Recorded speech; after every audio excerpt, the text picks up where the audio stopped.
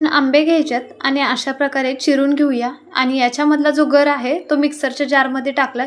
1 वाटी रवा, अर्धी वाटी साखर, 3 विलायची टाकायचे, 2 चमचे तेल, याच्यामध्ये 2 चमचे मिल्क पावडर टाकायचे, 1 वाटी दूध, मिक्सरचं झाकण लावूया आणि पूर्णपणे बारीक अशी पेस्ट करून 10 मिनिटं साईडला ठेवूया। कुकरचा डब्बा घेतलाय, त्याच्यामध्ये बटर पेपर लावायचे, वरून तेल लावून हे पण साईडला ठेवायचे। एका पातेल्यामध्ये 1 वाटी मीठ टाकायचे, एखादं प्लेट वगैरे ठेवायचे, वरून झाकण लावून 10 मिनिटं प्रीहीट करून घ्यायचे। 1/4 चमचा सोडा, चमचा बेकिंग पावडर, थोडंसं दूध टाकून अशा प्रकारे हे बॅटर मिक्स करायचं। कुकरच्या भांड्यामध्ये टाकूया, 10 मिनिटं मीडियम गॅस करून प्रीहीट करून घेतलंय।